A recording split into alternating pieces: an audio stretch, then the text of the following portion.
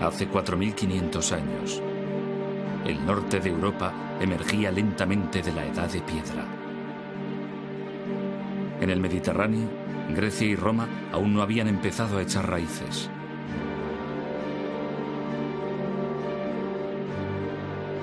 Mesopotamia todavía estaba muy lejos de la llegada del gran imperio asirio. Pero en el sur, en la zona nororiental de África, tomaba cuerpo algo sin paralelo en la antigüedad.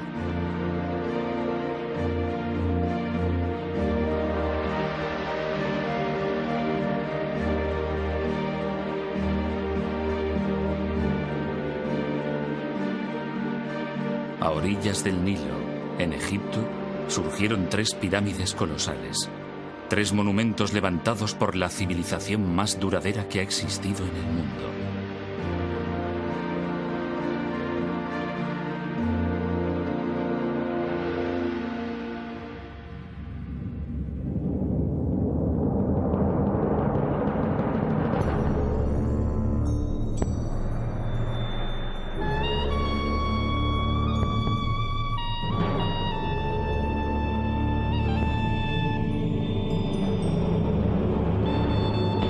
Egipto.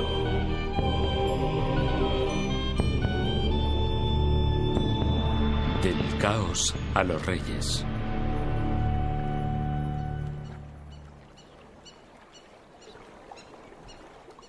Cuando el historiador griego Heródoto visitó Egipto, 4 siglos y medio antes de nuestra era, quedó impresionado. Las maravillas eran mayores que en cualquier otro país, observó.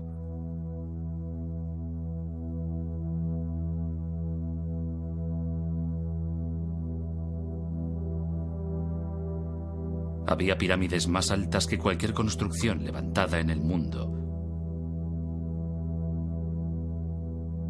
Avenidas de esfinges, mitad humanas, mitad animales. Y altos pilares de piedra llamados obeliscos. Había estatuas gigantes de faraones fallecidos mucho tiempo atrás. Y momias exóticas cubiertas de oro. Y por doquier, los símbolos enigmáticos de su escritura sagrada.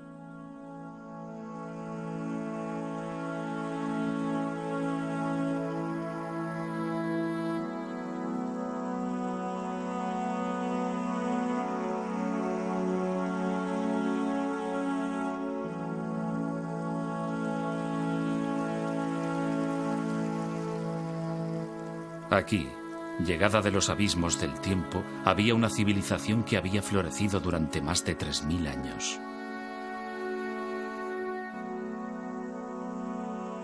Para los antiguos, Egipto ya era antiguo.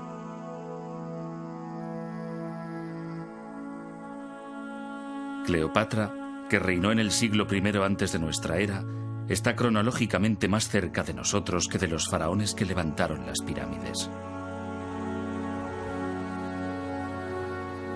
Egipto es tan antiguo que durante siglos sus orígenes permanecieron envueltos en el misterio.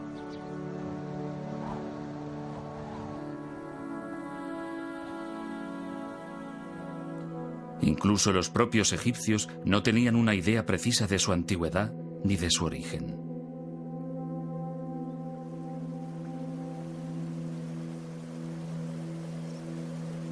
Heródoto dijo que Egipto era un don del Nilo. Pero los egipcios sabían desde el principio que la vida en el Nilo podía ser muy precaria.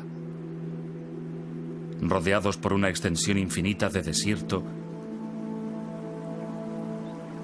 vulnerables ante un río impredecible y un clima que podía cambiar súbitamente, la civilización egipcia se forjó en parte como respuesta a un entorno natural muy duro.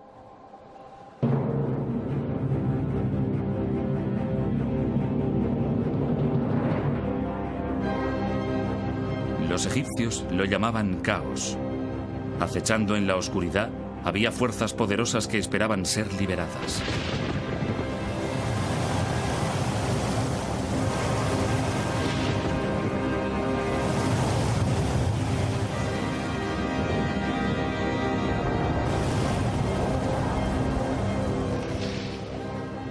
La catástrofe podía llegar en cualquier momento y por ello los egipcios se aferraban a una creencia profunda. El orden, opuesto al caos, era la voluntad de los dioses. Para mantener el orden y dominar el caos, los egipcios imaginaron un rey que era un dios vivo, la manifestación terrestre de Horus, el halcón, el gobernante de los cielos. Enfrentado a él estaba el dios del desgobierno, Set, el precursor del caos. El eterno conflicto entre orden y caos guiaría, finalmente, el destino de la civilización egipcia.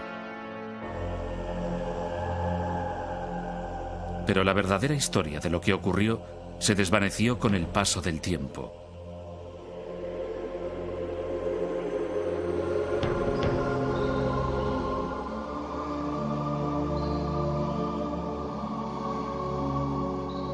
En el crepúsculo de la grandeza de Egipto, hacia el año 300 antes de nuestra era, un sacerdote llamado Manetón inició la titánica tarea de compilar la primera historia completa de Egipto.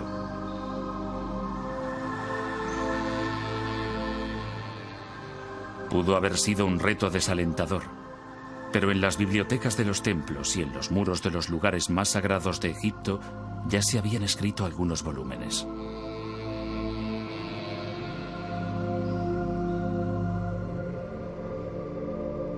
Unos 1000 años antes del nacimiento de Manetón, el faraón Setos I construyó un templo en Abido dedicado a Osiris, el dios de los muertos.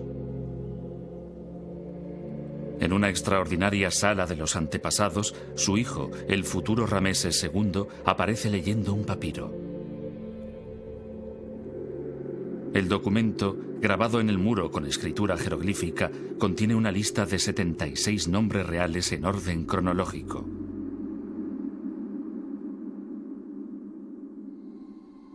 Cada nombre está rodeado por un estilizado anillo de cuerda.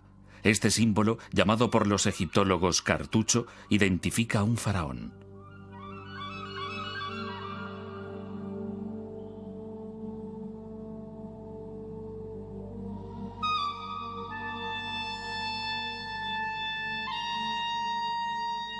Utilizando documentos como este, Manetón dividió su historia en 30 dinastías reales.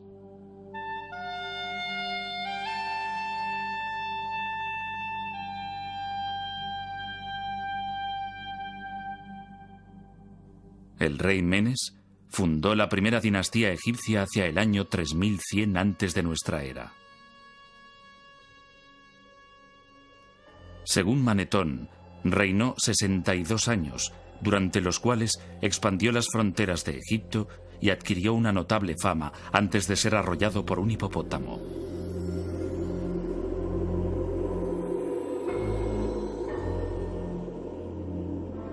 Antes del reinado de Menes, Egipto había sido gobernado por unos semidioses llamados espíritus de los muertos.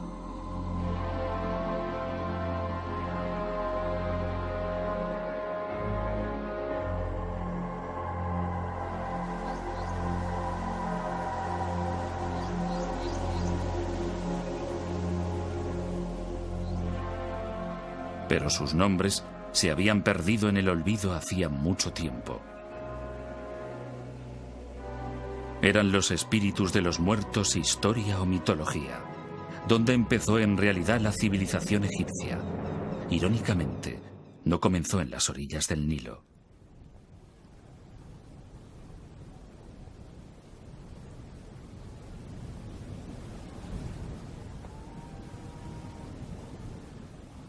A más de 100 kilómetros al oeste del río, en el desierto del Sahara, el calor es tan sofocante y la sequedad tan pronunciada que la lluvia se evapora antes de llegar al suelo.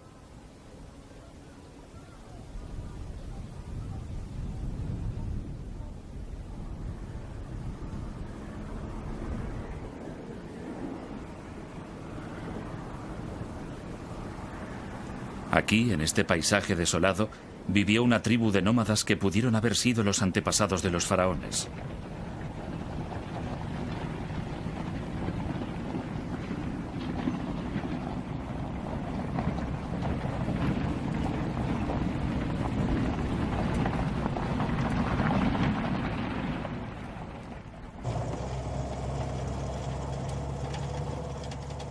Fred Wendorf, de la Universidad Metodista del Sur, de Dallas, Texas, dirige un equipo internacional de arqueólogos que han batido el desierto buscando rastros de la presencia del hombre.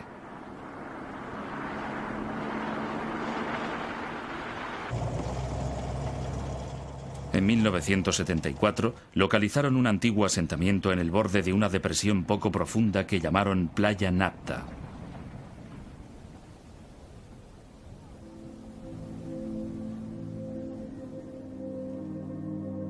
El Sahara no fue siempre seco y árido.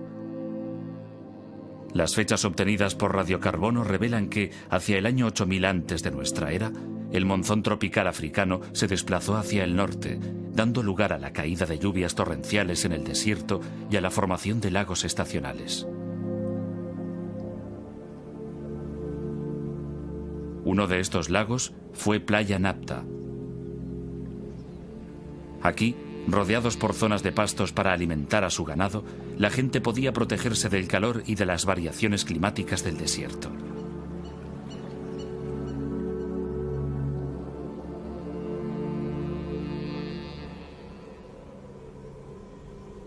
Pero la lluvia era impredecible, y sin ella el lago se secaba. 3 días sin lluvia señalaban el paso de la vida a la muerte.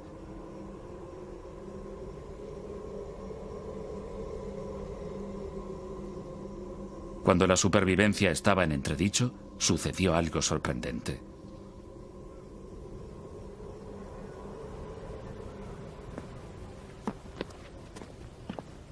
El codirector de la expedición, Romuald Schill, de la Academia Polaca de Ciencias, descubrió un pequeño círculo de piedra, un Stonehenge en miniatura, pero 2000 años más antiguo. En su opinión, pudiera haber servido para predecir la llegada de la estación de las lluvias. Este humilde montón de piedras que se ve aquí es, en realidad, uno de los calendarios más antiguos que conocemos.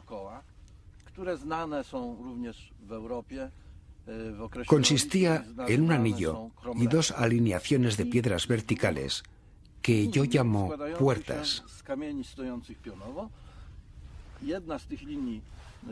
Pueden verse aquí y allí, y una de las alineaciones señala exactamente el norte. La otra, que se ve aquí, orientada en esta dirección, señala la posición del Sol el 21 de junio. Este día comienza el verano, comienza la estación de las lluvias en esta franja de África.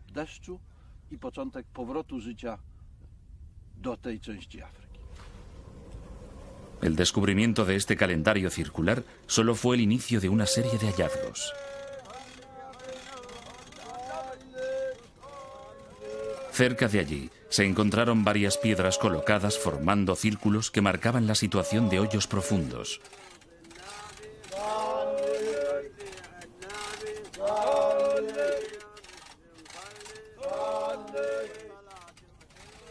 Las piedras, algunas de las cuales pesaban más de 1,5 toneladas, no procedían de Playa Napta, habían sido llevadas hasta aquí desde una lejana cantera. Para los habitantes del desierto, transportar grandes piedras y levantarlas era algo que requería un inmenso esfuerzo y mucha organización. Siendo así, ¿por qué lo hicieron?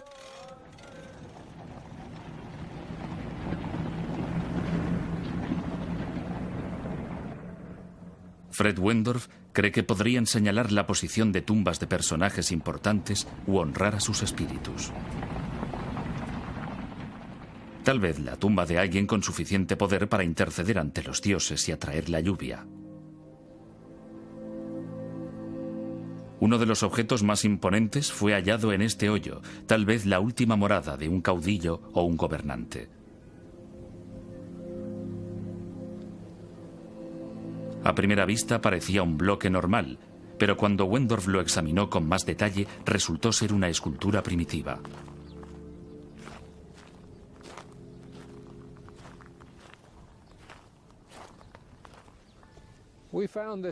Encontramos esta piedra de enormes dimensiones y muy bien labrada en este hoyo, 1 metro por encima de una gran roca que tiene forma de hongo y que le servía de base. Se puede comprobar que fue cuidadosamente trabajada. Las superficies fueron perfectamente pulidas y las aristas afiladas.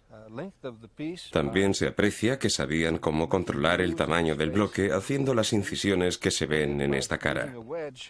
Después, mediante una cuña, quitaban los pedazos sobrantes en los lugares exactos que querían. Es un ejemplo impresionante de piedra labrada y podría señalar el inicio de la fascinación de los egipcios por los trabajos con grandes piedras.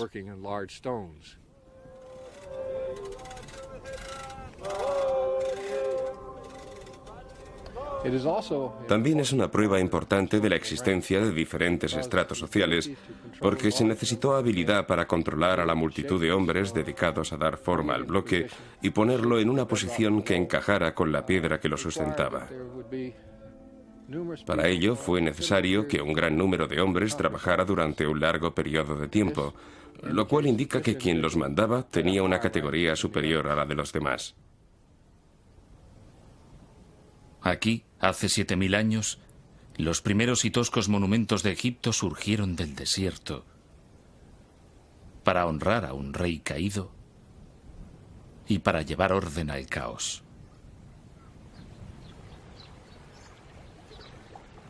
Pero para los habitantes de Playa Napta, el tiempo llegaba a su fin.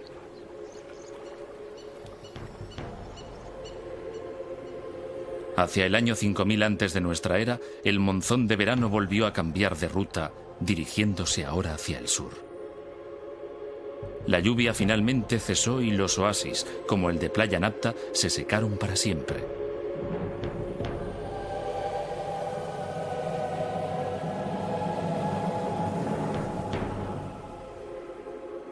Obligados a abandonar el desierto, sus habitantes tomaron el camino del este, hacia el Nilo.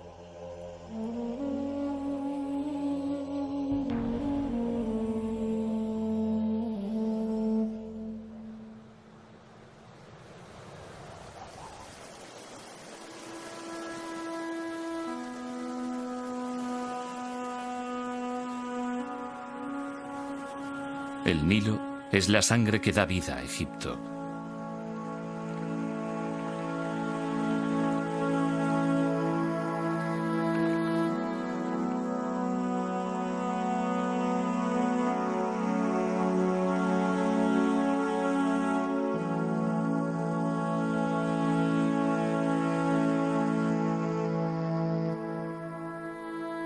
Desde su nacimiento, en las profundidades del este africano, el río fluye hacia el norte durante unos 6000 kilómetros antes de llegar a Egipto, donde forma un oasis que se extiende a lo largo de unos 900 kilómetros.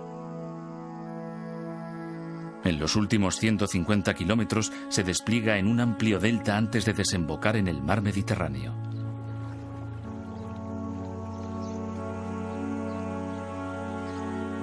Para la historia egipcia, el Nilo fue a la vez una bendición y una maldición. Una vez al año, cargado con el agua de las lluvias monzónicas en Etiopía, el río inundaba sus riberas depositando una tierra muy fértil que los egipcios llamaban Tierra Negra.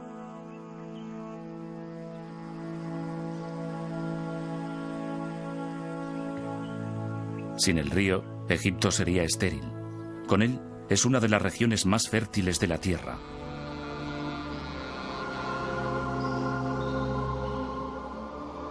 Pero en el pasado, el río era tan impredecible como la lluvia en el desierto. Una crecida demasiado alta podía arrasar aldeas. En cambio, si era demasiado baja, ocasionaba hambre. Para escapar del caos de la incertidumbre, los egipcios idearon el primer calendario del mundo basado en 3 estaciones de 4 meses cada una. Es el modelo del calendario que utilizamos en la actualidad.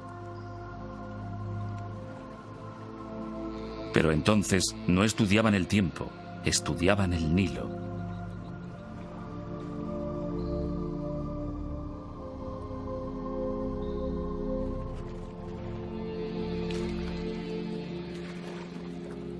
La estación de la crecida se llamaba inundación. En invierno, cuando el agua se retiraba, se procedía a cultivar la tierra emergente. Durante la estación seca, cuando el Nilo estaba en su nivel más bajo, se realizaba la cosecha.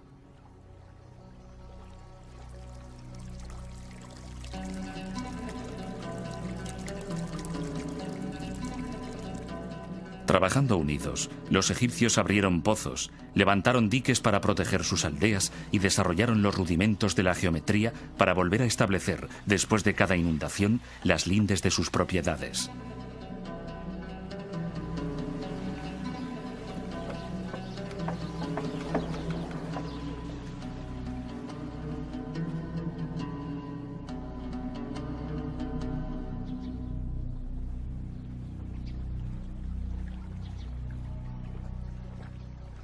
En el año 4000 antes de nuestra era, cuando los habitantes de Playa Napta ya se habían instalado en el valle del Nilo, empezaron a aparecer los primeros indicios de la civilización egipcia.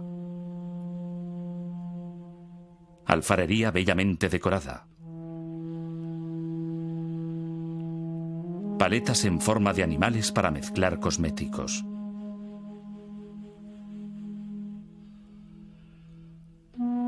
Y cuchillos de pedernal tan bien acabados que nunca han sido igualados, algunos con mangos de marfil bellamente tallados.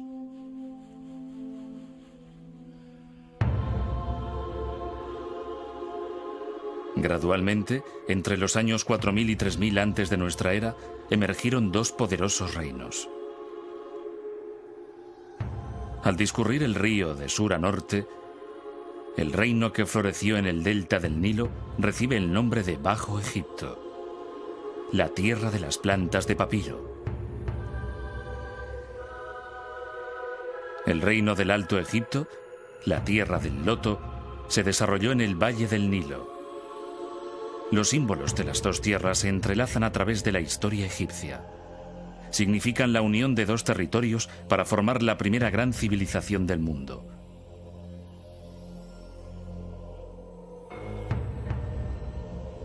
Lo que ha desconcertado largo tiempo a los arqueólogos es cómo y cuándo tuvo lugar esta unificación.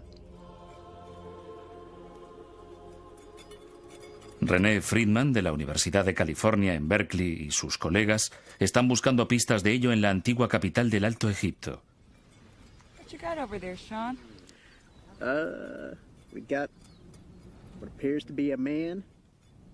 Llamada por los griegos Hieracómpolis, la ciudad del halcón fue la primera ciudad egipcia.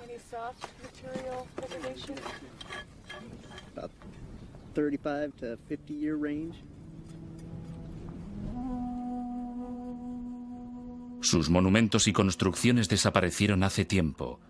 En su lugar se encuentran por doquier agujeros abiertos por los ladrones. Hace un siglo, los arqueólogos creyeron que todo lo que quedaba en el desierto era un cementerio saqueado y que no valía la pena excavarlo. No podían imaginarse que en la arena se escondía una gran riqueza de nuevas informaciones.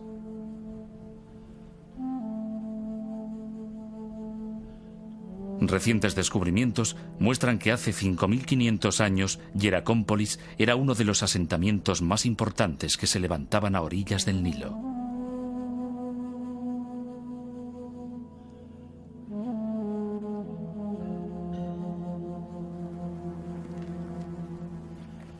Tenía unos 3 kilómetros de longitud y era una comunidad bulliciosa de agricultores, administradores, artesanos y alfareros.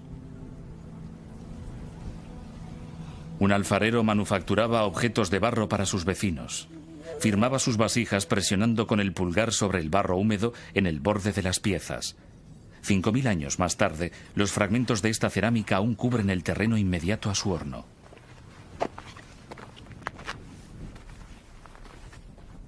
A causa de un grave accidente, todavía es posible identificar su casa. Estos son los restos de la casa del alfarero. En todo Egipto es la casa más antigua que se ha conservado y su buen estado de conservación se debe a que el alfarero trabajaba demasiado cerca de su vivienda. Por fortuna nuestra y desgracia suya, cierto día un cambio de viento hizo que el fuego del horno superara la corta distancia que había hasta su casa y la incendiara. El fuego quemó y endureció el limo y el adobe que formaban la parte inferior de la casa. reduciendo las vigas y las esteras de sus paredes al carbón y a las cenizas que vemos aquí.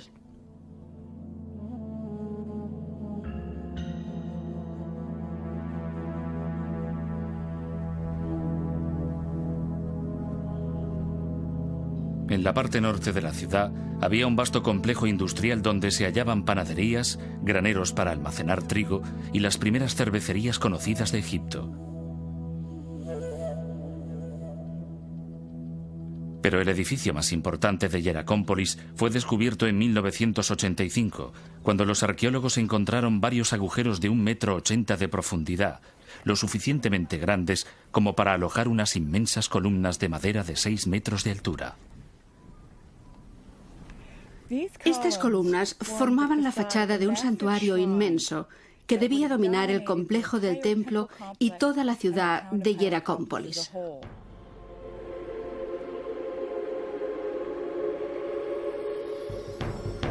Es el primer templo conocido de Egipto.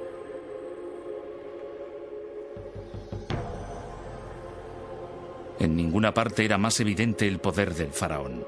Durante las ceremonias rituales, el faraón, sentado en su trono, asistía al sacrificio de animales al dios halcón Horus, el patrón de todos los futuros reyes de Egipto.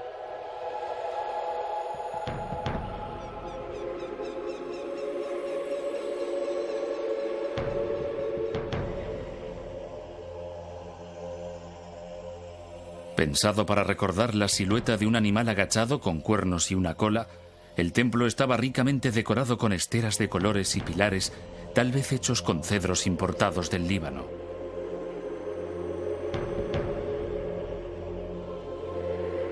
Fue el prototipo de todos los grandes complejos de templos que se construirían en el futuro y dominaba el paisaje de Hieracómpolis.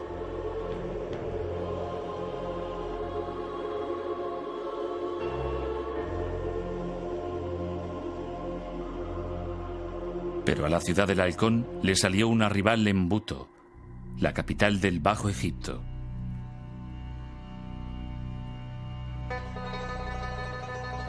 Situada al norte del Cairo moderno, en el delta del Nilo, todo lo que queda de Buto es un enorme montículo de tierra y escombros. Y estas piedras y estatuas que datan de 2000 años después.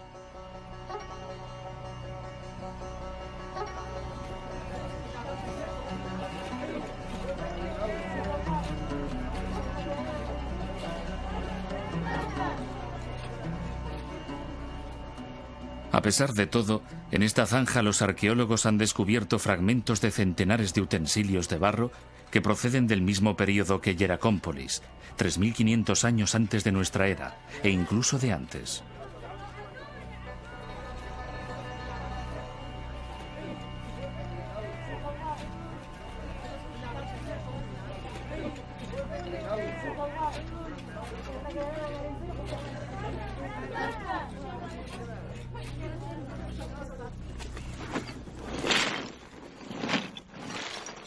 Dina Faltings, del Instituto Arqueológico Alemán, es la responsable de la excavación y una experta en el estudio de cerámica antigua. Reuniendo fragmentos y comparándolos con la cerámica de Hieracómpolis, realizó un descubrimiento sorprendente.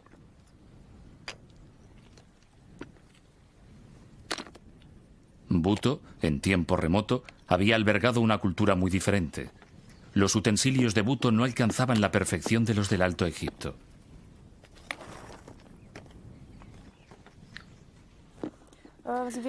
Tenemos aquí una vasija de cerámica formada por una base y unas láminas verticales dispuestas a su alrededor que simplemente fueron unidas y calentadas superficialmente para fijarlas al conjunto. Se trata de una técnica poco evolucionada. En contraste con esto, tenemos algunas importaciones del Alto Egipto, como esta vasija. Es pequeña y elegante, de mayor calidad. Se observa incluso con el sonido. Las paredes son delgadas y la técnica más depurada. En el Alto Egipto tenían mejores hornos y evidentemente los habitantes del Bajo Egipto que hicieron estas vasijas lo sabían. Trataron de imitarlos, pero como su conocimiento del oficio y su desarrollo técnico eran inferiores, Los resultados fueron deficientes, como ponen de manifiesto estas vasijas que hemos encontrado.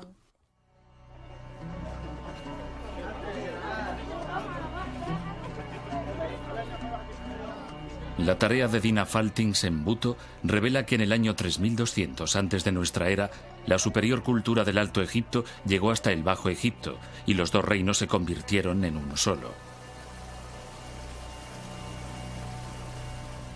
Pero, ¿fue una transformación pacífica? ¿O fue sangrienta?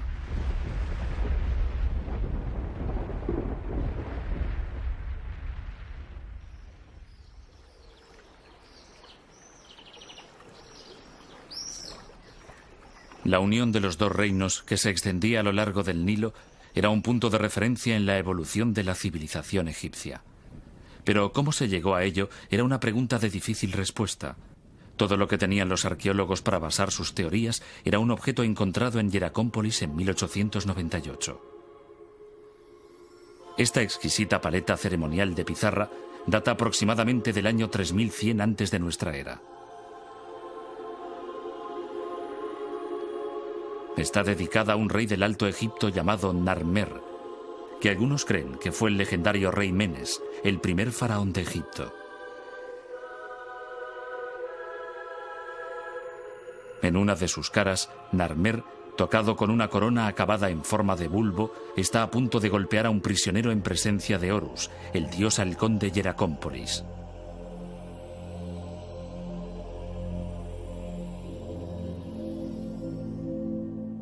En la otra cara de la paleta, Narmer, tocado con una corona adornada con una lengua enroscada, aparece en una procesión que se dirige hacia unos prisioneros decapitados. Dos leones, con sus largos cuellos entrelazados, simbolizan la unificación. La clave para entender la paleta de Narmer son las coronas.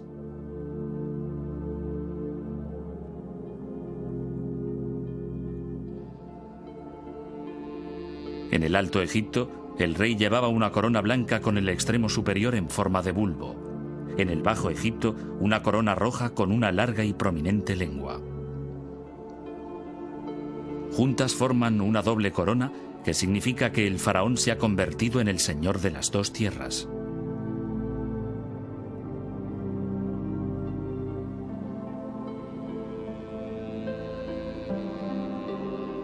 En los 3000 años que siguieron a la unificación, la imagen del rey ciñendo una doble corona aparecerá en estatuas y templos a lo largo y ancho de Egipto para indicar su dominio sobre todo el territorio.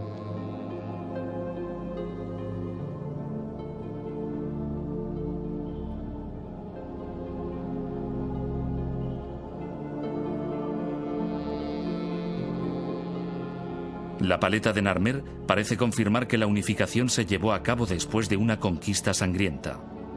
Durante un siglo fue la única prueba de ello, hasta que apareció un pequeño objeto en el cementerio real más antiguo de Egipto, Abido.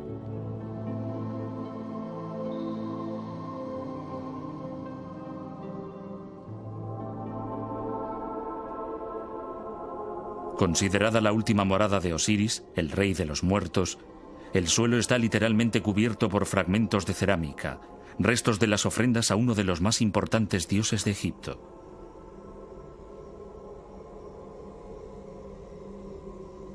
Mucho antes que los faraones construyeran las pirámides o tallaran sus tumbas en el Valle de los Reyes, los primeros gobernantes de Egipto fueron enterrados aquí en grandes tumbas construidas con adobe.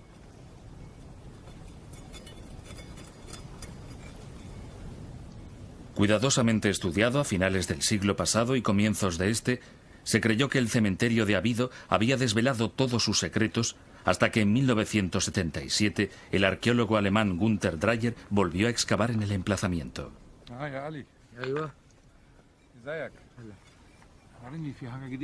Desde entonces, él y su equipo han investigado de nuevo las tumbas de varios de los primeros reyes, incluyendo la del rey Narmer.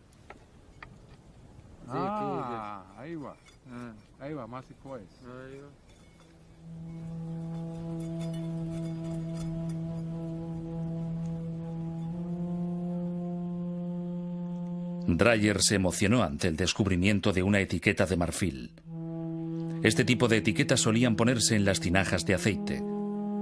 Aunque la que encontró era pequeña, encerraba una gran sorpresa.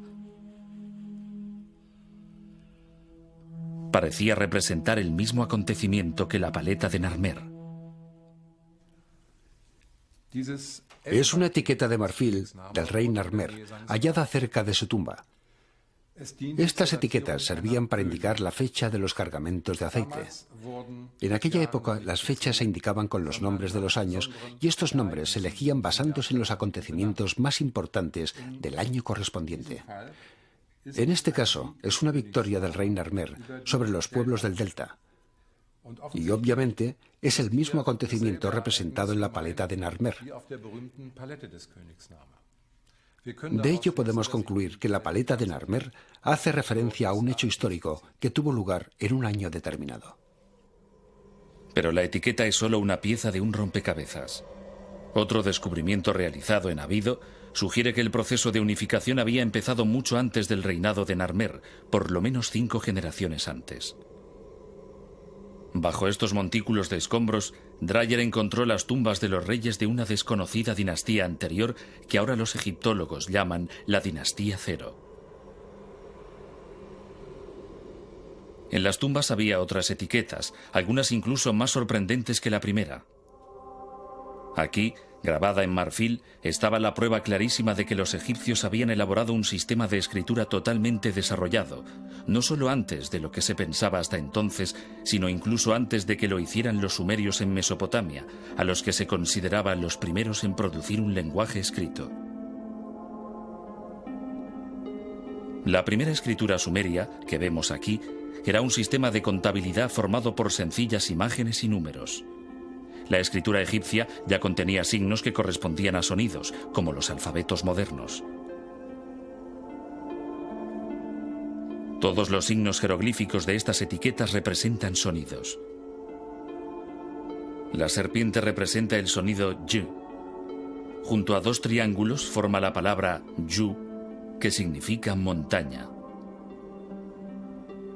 Estos símbolos significan las montañas de la oscuridad y se refiere al oeste, el lugar por donde se pone el sol.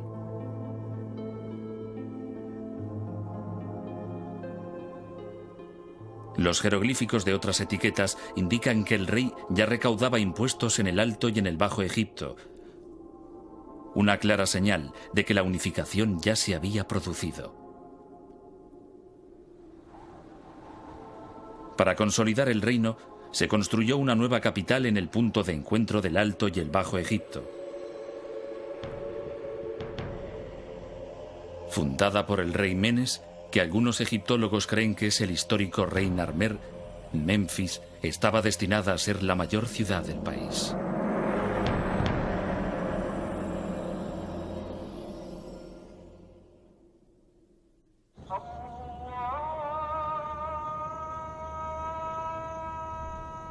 Durante 3000 años, los faraones gobernarían Egipto desde Memphis. Hoy, de aquella ciudad solo quedan ruinas, pero nada que date de los tiempos del rey Narmer. Los egiptólogos hace tiempo que creen que la antigua capital siempre estuvo situada aquí.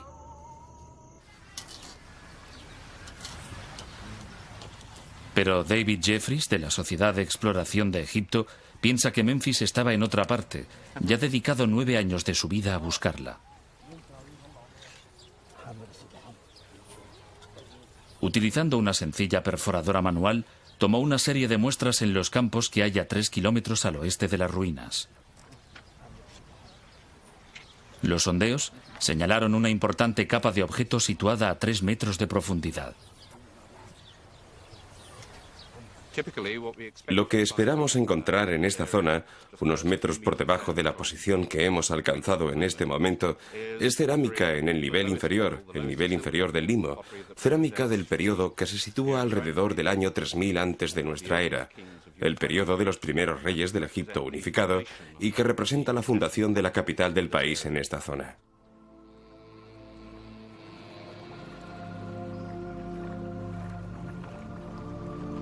¿Cuál pudo ser la causa de que la primera capital de la nación, una gran ciudad con palacios y templos, casas y edificios administrativos, decidiera cambiar de emplazamiento? Dos grandes fuerzas naturales, el desierto y el Nilo. Ahora estamos en los límites del desierto occidental, mirando el valle del Nilo hacia los riscos orientales. Aquí el valle solo tiene 7 kilómetros de anchura. Es tan estrecho como en cualquier otra parte del norte del valle, y lo que creemos haber demostrado, estamos mirando hacia el área donde hemos estado haciendo estos sondeos, lo que creemos haber demostrado es que aquí el río fluía muy cerca de los límites del desierto y que la ciudad se extendía a lo largo del río, exactamente debajo de donde nos hallamos. Y que al llegar la arena del desierto occidental y al mismo tiempo desplazarse el río hacia el este, la ciudad siguió el movimiento del río hasta donde hoy están las conocidas ruinas de Midrashina, a unos 3 kilómetros a través del valle. El caos de los cambios del Nilo, por una parte, y el crecimiento del desierto, por otra, persiguieron a los egipcios durante toda su historia.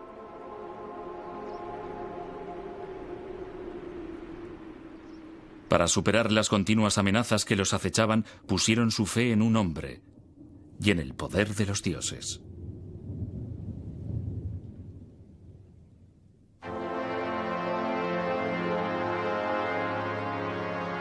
Para protegerse del desastre, los egipcios confirieron a su rey un poder absoluto y le adoraron como a un dios.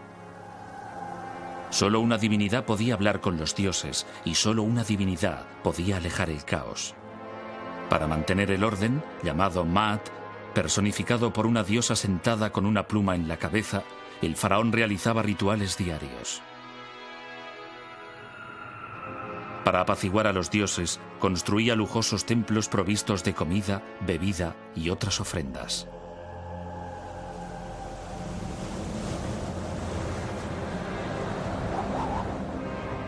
El caos se presentaba bajo varias formas. Podía manifestarse como una violenta tempestad de arena procedente del desierto o como un enemigo extranjero.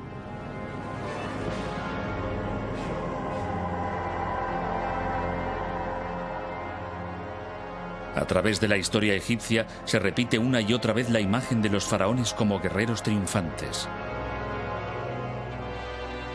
Esta de Rameses II se encuentra en un templo construido unos 2000 años después de que Narmer conquistara el Bajo Egipto.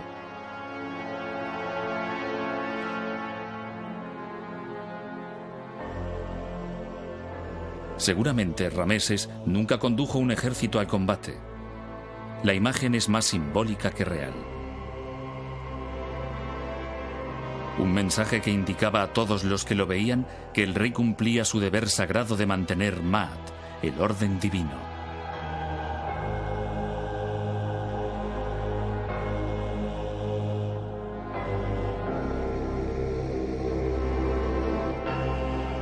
Parece más probable que los faraones supervisaran sus campañas militares a distancia.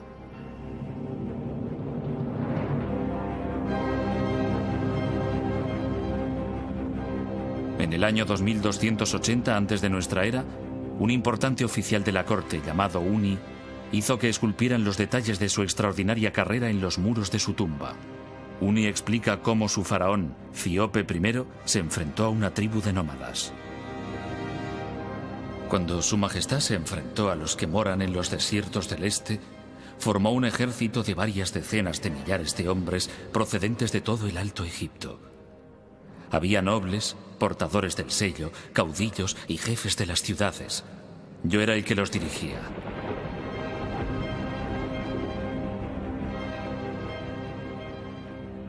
Este ejército volvió sano y salvo.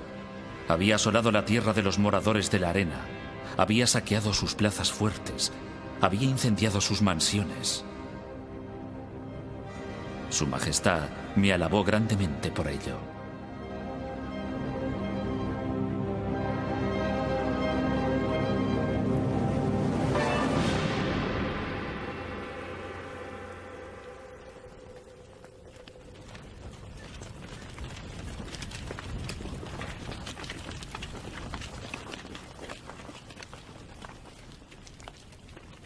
Con un tremendo poder y una gran fuerza destructora, el caos podía también surgir de la nada. No muy lejos del emplazamiento de la antigua Memphis, en una cantera de Helwan, 30 kilómetros al sur del Cairo, está la presa más antigua del mundo. Aunque es difícil de imaginar, después de 4000 años, esta inmensa mole de piedra formaba parte de un enorme proyecto de ingeniería proyectado para controlar las inundaciones súbitas. Fascinado por la temprana tecnología egipcia, Gunther Dreyer realizó un detallado estudio de la presa. Calculó que 500 hombres tardaron 10 años en construirla, cargando hasta allí unas 184.000 toneladas de piedras. La presa era un intento extraordinario de dominar el caos. Por desgracia, no funcionó. La presa atravesaba el Wadi, desde allí hasta ahí.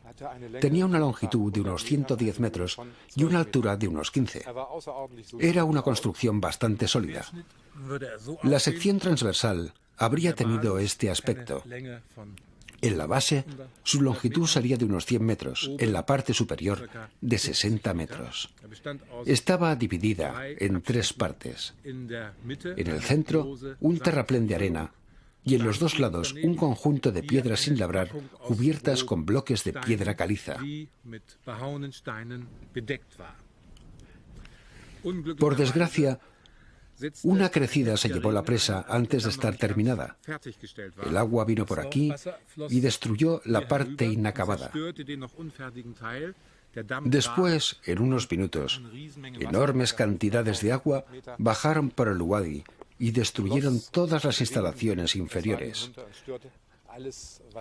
Así, el trabajo de unos 10 años y 500 hombres fue en vano.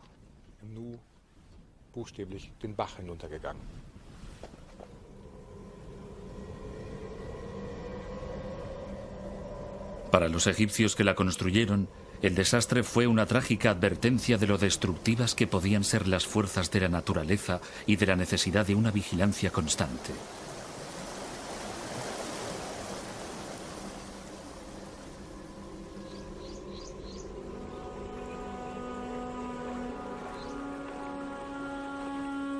Fue la particular visión del cosmos de los egipcios, moldeada por su entorno, la que sostuvo la civilización más duradera del mundo.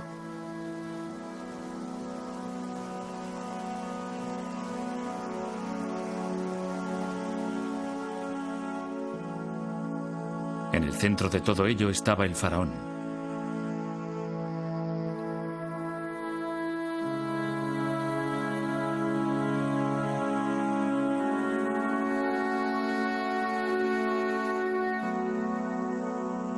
Con las artes forjadas por sus antepasados en el desierto y perfeccionadas a lo largo de las orillas del siempre cambiante Nilo, mantenía la balanza del universo con justicia y devoción. Luchaba contra los continuos y virulentos ataques de la naturaleza, las agitaciones sociales e incluso contra lo sobrenatural.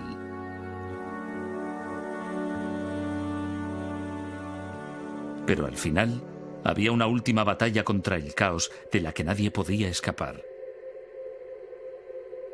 Aunque el faraón era un dios, también era un hombre. Debía morir.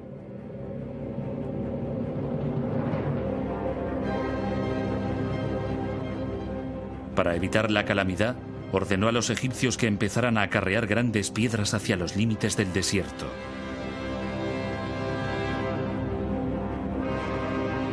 Lentamente surgió una nueva clase de monumento que debía simbolizar el triunfo final del rey.